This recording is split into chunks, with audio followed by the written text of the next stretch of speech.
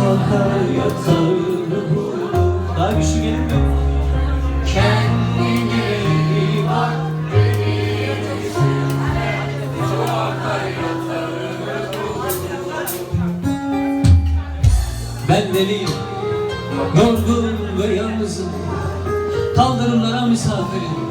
Gecenin gözleri üzerinde, denizin ortasında küçücük bir adayım, yüzme bilmem. Yüreğimi bir yerlere bırakmışım, bıraktığım yerlerden çok ama çok uzaklardayım. Kapıları kapatmışım üstüme, sürgüleri beynime çekmişim. Hey sabreden derviş, bana da sabretmeyi öğretsene. Ben deliyim. Ben deliyim ama çok şey bilirim. Renkler ve zevkler benim için bir şey ifade etmez. Sonların başladığı yerden, başlangıçların son bulduğu yerlere gidiyorum.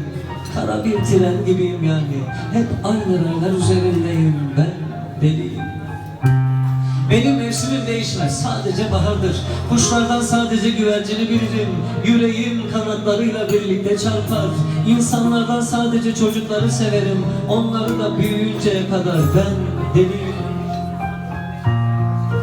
Çayım 8 şekerlidir, cigara üstüne cigara yakarım. Parayı sevmem ama para için çalışırım. Çalışırken annemi düşünür ağlarım.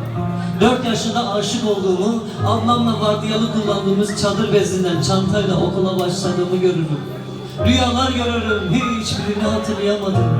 Ve rüyalar görürüm, babamın başımı yaslayamadığım omuzlarında. Ben deliyim. Kimsenin düşmanı değilim, kimseye dost olamadım, ben yabancıyım bana.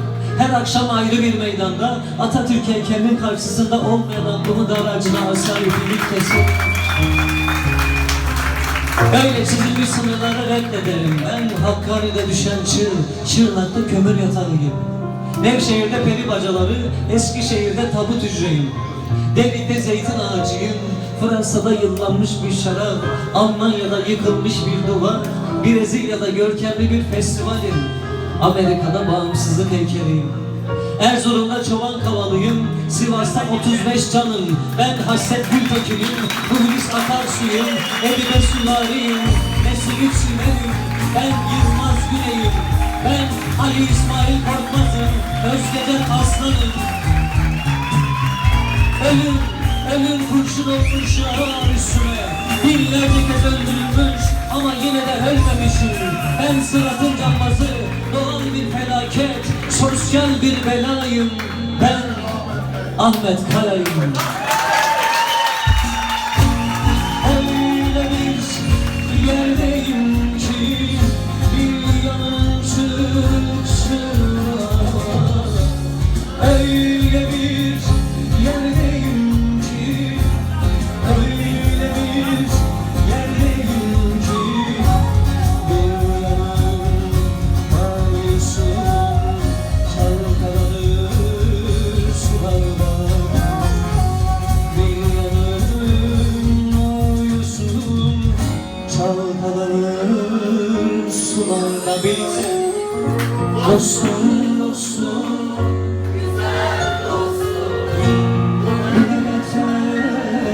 çizgidir bu, bu ne çıldırtan denge, yaprak döker bir yanımız, bir yanımız baharlar.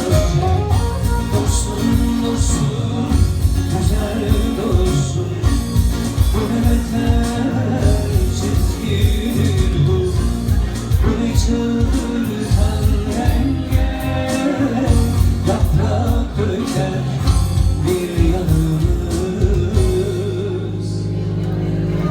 bir